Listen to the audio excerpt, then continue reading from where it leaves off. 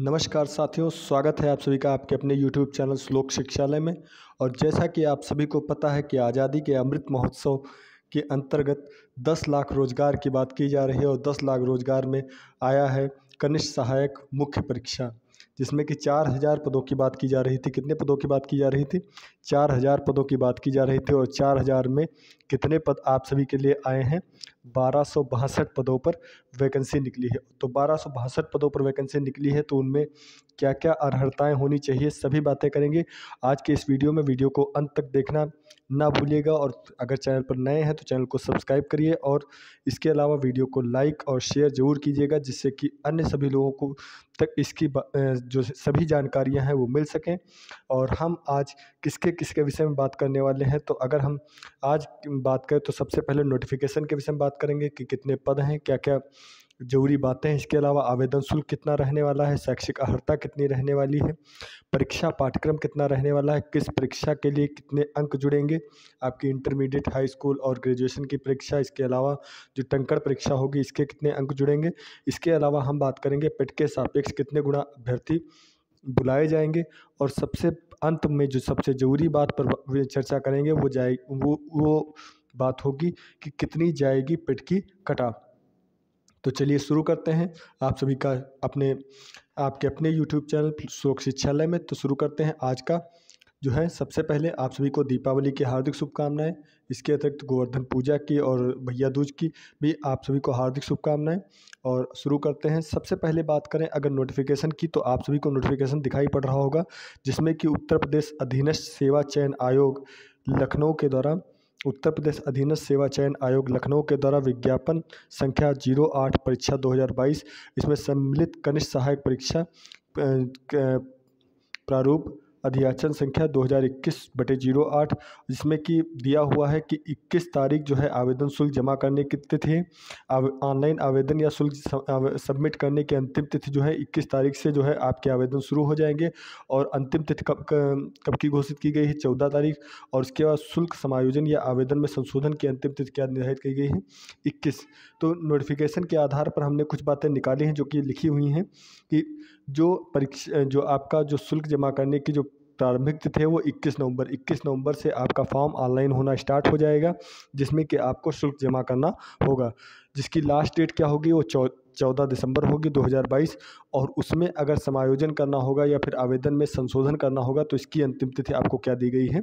21 दिसंबर दी गई है। इसके अलावा बात करें तो पदों की संख्या आप लोग जानते ही हैं कि 1262 पद हैं।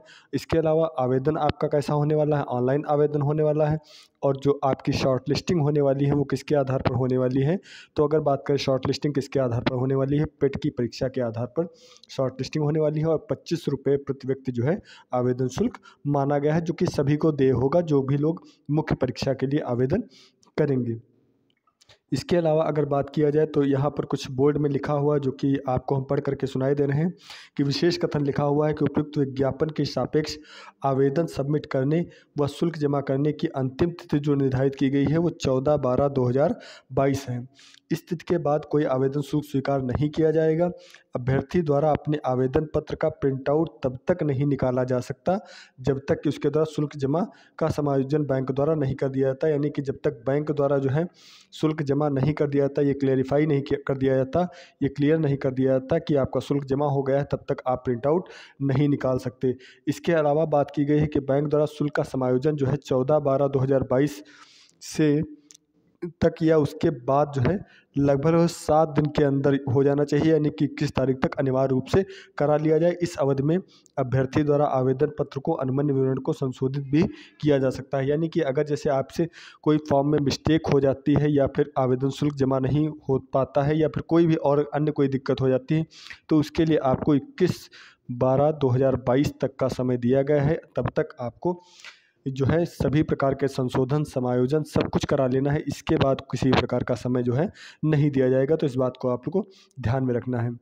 इस समय जो है UPSSC आयोग की परीक्षा के विषय में आप लोग जान ही रहे हैं कि किसी प्रकार की कोई भी सहूलियत प्रदान नहीं की जा रही है। तो फॉर्म को आपको सही से भरवाना होगा और आवेदन शुल्क तब तक जब तक ये निश्चित ना हो जाए कि हमारा आवेदन शुल्क जमा नहीं हो गया है, तब तक जो है आपको बिल्कुल जो है निश्चिंत होकर के नहीं बैठना है। तो इस बात का विशेष रूप से ध्यान रखिएगा कि आवेदन शुल्क जमा करने और फॉर्म भरने में किसी भी प्रकार की कोई भी दिक्कत ना आने पाए। बढ़ते हैं आगे। तो आवेदन शुल्क की बात करें तो आवेदन शुल्क जैसा कि आप सभी लोग जानते हैं कि सभी कैटेगराइज के लिए, चाहे वो अनारक्षित हो यानी कि जनरल हो या ओबीसी हो या एससी हो या एसटी हो, सभी के लिए आवेदन शुल्क कितना रखा गया है? 25 रुपये ही रखा गया है। इसके अलावा बात करें तो इसमें कोई विशेष बात बताने वाली थी नहीं, 25 रुपये भी रखा गया है। बाकी जो शॉर्ट लिस्ट होंगे उनके लिए फिर अतिरिक्त आवेदन शुल्क लगाया जाएगा, तो उसकी बात अलग की जाएगी। बढ़ते हैं पदों का विवरण और आयु सीमा पर कि कितने पदों का कितने पद आए हुए हैं। तो जैसा कि आप सभी लोग जानते हैं कि 2 प्रकार के जो है जूनियर असिस्टेंट की वैकेंसी निकली है। पहला जो है चिकित्सा एवं स्वास्थ्य सेवाएं उत्तर प्रदेश, और दूसरा जो है उद्योग उद्यम और प्रोत्साहन निदेशालय उत्तर प्रदेश, यानी कि 2 विभागों में जूनियर असिस्टेंट यानी कि कनिष्ठ सहायक की भर्ती निकली हैं। अगर बात की जाए, थोड़ा सा बोर्ड कर लेते हैं, तो इनका वेतनमान लिखा हुआ है। वेतनमान का तो मामला आप लोग जान ही रहे हैं कि कोई सरकारी नौकरी मिल जाए यही बहुत है, वेतनमान से क्या ही मतलब रखना। तो अगर बात करें एज लिमिट, तो एज लिमिट 18 से 40 रखी गई है, जैसा कि सभी रहते हैं। यूपीएससी के अधिकतर एग्जाम्स में 18 से 40 ही रखा जाता है। अगर बात करें पदों की संख्या कितनी है, तो ये 460 जो पद हैं अनारक्षित हैं, और 55 पद जो हैं उद्योग विभाग में अनारक्षित हैं। अनुसूचित जाति के लिए 242 पद हैं, और यहाँ पर कितने पद हैं? 15 पद हैं, यानी कि यहाँ पर 400 और यहाँ पर 460 है, और यहाँ पर कितने हैं? 55 पद हैं। अगर अनुसूचित जाति की बात की जाए तो यहाँ पर 242 पद हैं, और यहाँ पर कितने पद हैं? 15 पद हैं। इसके अलावा बात की जाए अनुसूचित जनजाति के लिए, तो 23 पद जो है अनुसूचित जनजाति के लिए चिकित्सा एवं स्वास्थ्य सेवाओं के लिए निकाले गए हैं, और 4 पद, केवल 4 पद अनुसूचित जनजाति के लिए उद्योग के लिए निकाले गए हैं। अन्य पिछड़ा वर्ग यानी कि ओबीसी के लिए 309 पद यहाँ पर निर्धारित किए गए हैं, और जबकि 29 पद निर्धारित किए गए हैं जो है उद्योग एवं प्रोत्साहन निदेशालय के लिए। अगर ईडब्ल्यूएस की बात करें तो 114 पद हैं, और यहाँ पर 11 पद हैं। इस बात को विशेष रूप से ध्यान रखना चाहिए कि ईडब्ल्यूएस की अपेक्षा ओबीसी के पदों की संख्या लगभग कितनी है? 3 गुना है। यानी कि अगर कुल बात करें तो 1148 पद जो है 1148 पद जो है वो निकाले गए हैं चिकित्सा एवं स्वास्थ्य सेवाओं के लिए, और आपके जो है 114 पद किसके लिए निकाले गए हैं? उद्योग एवं उद्यम प्रोत्साहन के लिए। यानी कि टोटल जो है आपकी बात की जाए तो टोटल 1262 पदों के लिए निकाला गया है जो है अध्याचन। इसके अलावा अगर बात की जाए तो यहाँ पर एक बात और जो मोटी मोटी हमको दिखाई पड़ी नोटिफिकेशन में, जो कि आपको भी दिखाई पड़ रही है, कि ये अस्थायी प्रवृत्ति का है और ये स्थायी प्रवृत्ति का है। इसका मतलब हमने जानने की कोशिश की नोटिफिकेशन में, जिसमें ये कहीं पर भी नहीं लिखा हुआ है कि ये अस्थायी का क्या मतलब है और स्थायी का क्या मतलब है। मतलब कि ये टेम्परेरी ये क्यों रख रहे हैं, और अगर ये टेम्परेरी है तो इसका मतलब क्या है कि ये गवर्नमेंट जॉब होगी, माना जाए या नहीं माना जाए। खैर, इस पर बात अभी नहीं की जा रही। यहाँ पर एक बात जो मुख्य है वो ये है कि यहाँ पर जो है पॉइंट नंबर 5.8 जो मुख्य मोस्ट इम्पॉर्टेंट जो समझने वाला है कि रिक्तियों की संख्या जो है घट भी सकती है या फिर बढ़ भी सकती है। मतलब कि पद की संख्या घट बढ़ सकती है, यानी कि 4000 पदों के लिए वैकेंसी आने वाली थी, जिसमें कि 1262 पद आए हैं, और ये घट भी सकते हैं 1262 से 1000 या 1000 भी हो सकते हैं, और 1262 से 4000 भी हो सकते हैं। ये आपके लिए नोट करने वाली बात है कि ज़्यादा से ज़्यादा लोग इसके लिए फॉर्म भरेंगे, क्योंकि जितने ज़्यादा से ज़्यादा लोग अगर पद बढ़ जाते हैं तो आपका जो है मुख्य परीक्षा के लिए सीट पक्की हो जाएगी, और अगर पद घट जाएंगे तो मुख्य परीक्षा के लिए सीट उतनी ही कच्ची हो जाएगी। हालांकि अगर बात करें, एक परीक्षा निकली थी जूनियर एडेड की। जूनियर एडेड की बात करें तो जूनियर एडेड में 1504 वैकेंसी पर पद निकाले गए थे, और इसका परीक्षा कराई गई थी पिछले वर्ष, और इसका जो है रिवाइज रिजल्ट निकाला गया है। इस वर्ष रिवाइज रिजल्ट जो है वो निकाला गया है, और वहाँ पर बात की जा रही है लगातार कि पद जो है 1504 से बढ़ा करके 6000 कर दिए जाएं, जिस पर सरकार अड़ी हुई है कि वो ये 6000 पद नहीं किए जाएंगे, 1504 पर ही वैकेंसी क्लियर की जाएगी। तो इस पर बहुत ज़्यादा ध्यान देने वाली बात नहीं है, लेकिन फ़िलहाल जो है अगर ये बात लिखी हुई है तो इस बात का कोई ना कोई अर्थ होगा, इसलिए ज़्यादा से ज़्यादा लोग इस फॉर्म को भरेंगे। इस बात को सुनिश्चित करिए। अगर आपका पेट में नंबर कम भी है, मान लीजिए 75 या 75 के नीचे बनना है, तब भी आप फॉर्म भरने का प्रयास कीजिए, क्योंकि फॉर्म भरने में कुछ नहीं आता। शॉर्ट लिस्ट अगर आप हो गए तो आपको मुख्य परीक्षा देने को मिलेगी। खैर चलते हैं आगे, बात करते हैं परीक्षा योजना और पाठ्यक्रम के विषय में। तो आपको अगर बताते चले परीक्षा योजना और पाठ्यक्रम के विषय में, तो परीक्षा योजना आपका 3 विषयों पर मुख्य परीक्षा होने वाली है। एक हिंदी, दूसरा आपका रीजनिंग और तीसरा आपका जीएस। 3 विषयों पर मुख्य रूप से परीक्षा होने वाली है। हिंदी के आपके 60 प्रश्न रहेंगे, और अगर बात करें रीजनिंग के तो आपके 30 प्रश्न रहेंगे, और जीएस के आपके 40 प्रश्न रहेंगे। 60 30 90 40 130 प्रश्न रहेंगे, और जो अंक रहेंगे इसके लिए निर्धारित 65 अंक रहेंगे। 65 अंकों के लिए मुख्य परीक्षा रहेगी, यानी कि आधे नंबर का जो है 1 अंक होगा। ये परीक्षा की जो अवधि रहेगी वो कितनी रहेगी? 1 घंटा 30 मिनट परीक्षा की अवधि रहेगी। इस बात को भी आपको ध्यान में रखना है। अगर बात करें हम पाठ्यक्रम की, तो यहाँ पर अगर बात की जाए उपयुक्त परीक्षा है तो माइनस मार्किंग की बात करें, तो उपयुक्त परीक्षा है तो नेगेटिव यानी कि ऋणात्मक अंक दिए जाने का प्रावधान है, जो सही प्रश्न का 1/4 यानी कि 25% जो है माइनस मार्किंग रहेगी। जैसे कि लेखपाल की परीक्षा में रही थी या फिर पिट की परीक्षा में भी रही थी, तो उतनी ही जो है माइनस मार्किंग आपकी UPSSC जूनियर असिस्टेंट में भी रहेगी। इस बात को ध्यान में रखना है। अगर बात करें पाठ्यक्रम की, तो पाठ्यक्रम के विषय में कुछ विशेष बातें इन्होंने नहीं बताई हैं। तो आपको मुख्य रूप से ध्यान रखना है कि पाठ्यक्रम में आपका कक्षा 10 तक का हिंदी आपसे पूछी जा सकती है, जिसमें कि अगर पिछले वाले जो जूनियर असिस्टेंट का पेपर आपको उठा के देख लेना है, उसमें अगर बात करें तो विलोम शब्द, पर्यायवाची शब्द और अशुद्ध शोधन, मुहावरे, अलंकार, इन सब बातों पर विशेष रूप से फोकस किया गया था। मुहावरे और अलंकार, इन सब बातों पर विशेष रूप से फोकस किया गया था। मतलब आपको वोकैब कायदे से तैयार कर लेनी है, वोकैब जो है कायदे से पूछी जानी है हिंदी में। इसके अलावा व्याकरण के ना के बराबर प्रश्न थे हिंदी में, तो व्याकरण पर उतना ज़्यादा फोकस नहीं करना है, लेकिन हाँ पढ़ पूरा हिंदी लेना है, क्योंकि परीक्षा में कुछ भी पूछा जा सकता है। यही हाल रीजनिंग का भी रहा है। रीजनिंग में भी इन्होंने कुछ भी खास बातें नहीं बताई गई हैं।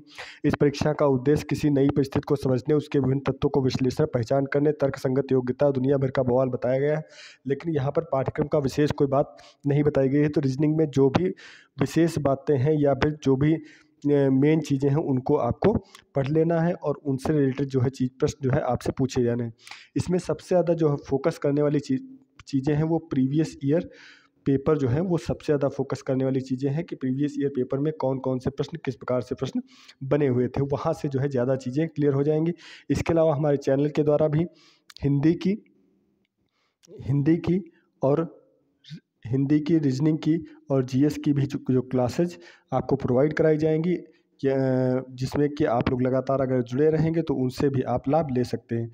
जीएस का अगर बात करें तो जीएस का क्राइटेरिया आप लोग जानते ही हैं कि हिस्ट्री, जियोग्राफी, इसके अलावा अगर बात करें पॉलिटी, इकोनॉमिक्स और करंट अफेयर, इसके अलावा यूपी स्पेशल, इतनी सारी चीज़ों पर आपका पेपर बनने वाला है। तो इतनी सारी चीज़ों पर आपको विशेष रूप से ध्यान में रखना है। हालांकि जीएस में आपको उतना ही पढ़ना होगा जितना कि यूपीपीसीएस के लिए पढ़ना होता है, आरओ के लिए पढ़ना होता है, क्योंकि जीएस कहीं से भी कुछ भी उठा लिया जा सकता है। आपको याद होगा पेट के 2022 का जो पेपर हुआ है वहाँ पर एनसीईआरटी से क्वेश्चन बने हैं।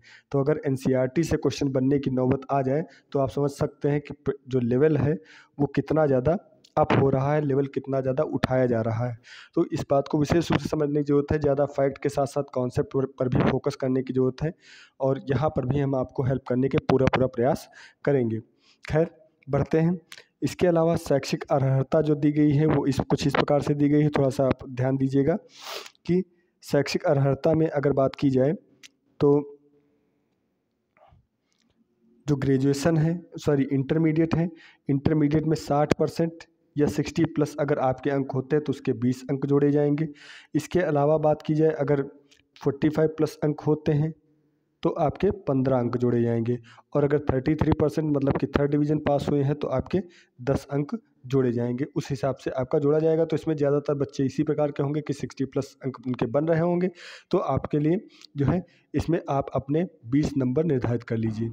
इसके अलावा अगर स्नातक अवधि है तो स्नातक अवधि में भी आपका दिया गया है कि 60% या उससे ऊपर अगर नंबर है तो आपका 10 अंक, और 45 है तो 8, और अगर 33 है तो 5 अंक। इसमें अगर 60 प्लस है आपके तो आपके 10 नंबर, और यहाँ पर अगर 45 प्लस है क्योंकि तो 8 नंबर, और अगर थर्ड डिवीज़न पास है यानी कि 33% प्लस नंबर है तो यहाँ पर जो है 5 नंबर जोड़े जाएंगे। इस बात का विशेष रूप से ध्यान रखिएगा, उसी हिसाब से जो है मेरिट बनाई जाएगी। क्योंकि अभी जो UPSSC जूनियर असिस्टेंट 2019 का रिजल्ट आया है, उसकी कट ऑफ जो है टाइपिंग के लिए कट ऑफ जो है वो कम गई थी, और जो इसके बाद जो एकेडमिक जोड़ने के बाद कट ऑफ काफ़ी हाई 45 नंबर तक चली गई है। तो इस बात का विशेष रूप से ध्यान रखिएगा, और उसी हिसाब से जो है मेंस की परीक्षा में आपको फोकस करना है। उतना ज़्यादा आपको लेकर के आना होगा जो कि आपका एकेडमिक को कवर कर सके। हालांकि एकेडमिक का यहाँ पर विशेष रूप से प्रभाव नहीं है, लेकिन तब भी जो है एकेडमिक को कवर करते हुए आपको चलना है। तो परीक्षा योजना और पाठ्यक्रम के विषय में हमने बात कर ली। अब बात करते हैं कितने नंबर का क्या रहेगा। तो कितने नंबर का क्या रहेगा, तो हमने अगर बात की तो यहाँ पर हमने एक बात कर ली थी कि 65 नंबर जो है वो जुड़ेंगे कहाँ से, 65 नंबर आपके जुड़ेंगे उससे, क्या कहते हैं, मेन परीक्षा से 65 नंबर आपके बनेंगे। इसके अलावा जो टंकण परीक्षा होगी उसके कितने नंबर जोड़े जाएंगे, 30 अंक जोड़े जाएंगे। और इसके अलावा जो है 5 नंबर जो है, अगर कोई खिलाड़ी है तो उसको अधिकतम 5 नंबर दिए जा सकते हैं, और इस प्रकार से 100 नंबर आपके पूरे हो जाते हैं, और 100 नंबर का आपका ये पेपर रहेगा। उसके बाद आपका एकेडमिक जोड़ा जाएगा। तो इस पर जो प्रथम चरण और द्वितीय चरण के हिसाब से 100 नंबर जो है परीक्षा तिथि के संबंध में यथा समय सूचित किया जाएगा। तो इसका विशेष रूप से आपको ध्यान में रखना है। इसके अलावा अगर बात की जाए तो यहाँ पर एक बात और लिखा हुआ है जो कि मोस्ट इम्पॉर्टेंट है, वो ये है कि यदि विज्ञप्ति पदों के प्रत्युत्तर में आवेदन पत्रों की संख्या अत्यधिक होती है, और आयोग के लिए विज्ञापन के सापेक्ष प्रारंभिक अर्हता परीक्षा के स्कोर के आधार पर मुख्य परीक्षा हेतु शॉर्टलिस्ट किए गए अभ्यर्थियों की संख्या अधिक होने के कारण उनकी लिखित परीक्षा एक ही शिफ्ट में आयोजित किया जाना सुविधाजनक नहीं होता है, तो उक्त परीक्षा में एक से अधिक शिफ्टों या दिनों में आयोजित की जा सकती है। यदि परीक्षा एक से अधिक दिनों या शिफ्टों में आयोजित की जाती है तो अभ्यर्थियों के स्कोर का नॉर्मलाइजेशन प्रक्रिया लागू होगी। यानी कि नॉर्मलाइजेशन अगर एक से अधिक शिफ्ट रहेंगी तो आपका नॉर्मलाइजेशन यहाँ पर रहेगा। इस बात पर किसी प्रकार का कोई भी विवाद नहीं है। अगर शिफ्ट एक ही रहती है तो नॉर्मलाइजेशन नहीं लागू होगा, लेकिन अगर एक से अधिक बार अगर शिफ्ट रहती है तो आपका नॉर्मलाइजेशन लागू होगा। इसके अलावा अगर बात करें तो पेट जो यहाँ पर ये दिया गया है कि कनिष्ठ सहायक लिखित परीक्षा में पेट के कितने गुना अभ्यर्थी बुलाए जाएंगे, तो यहाँ पर 15 गुना लिखा हुआ है। तो इस बात का विशेष रूप से ध्यान रखिएगा। अगर 15 गुना अभ्यर्थी बुलाए जाते हैं तो कट ऑफ 75 से तो नीचे किसी कारणवश किसी भी तरीके से नहीं जा सकती। 75 से ऊपर ही जाएगी, लेकिन 75 से नीचे वाले भी फॉर्म भरेंगे, क्योंकि पदों की संख्या अगर बढ़ती है तो आपका भी नंबर आ सकता है। बढ़ते हैं आगे। EWS के लिए क्या क्या बातें की गई हैं, इसको ध्यान देते हैं। तो EWS कब तक का मान्य है, तो EWS के विषय में जो बातें लिखी हुई हैं कि आर्थिक रूप से कमजोर EWS के अंतर्गत आरक्षण का दावा करने वाले अभ्यर्थी जिनके परिवार के समस्त स्रोतों से आय आवेदन के वर्ष के रूप 8 लाख से कम है, और आर्थिक रूप से कमजोर वर्गों को 10% आरक्षण दिए जाने संबंधी उत्तर प्रदेश के शासन की अधिसूचना संख्या 1577/79 विज्ञापन 1 का 4/20 दिनांक 31/2020 के विहित शर्तों को पूरा करते हैं को 10% आरक्षण अनुमन्य होगा। अब आरक्षण ये कब तक का मान्य होगा का प्रमाण पत्र, तो यहाँ पर ध्यान देने वाली बात है कि वित्तीय वर्ष 2022-23 का आरक्षण पत्र निर्धारित किया जाना जो है अनिवार्य है। यानी कि आपका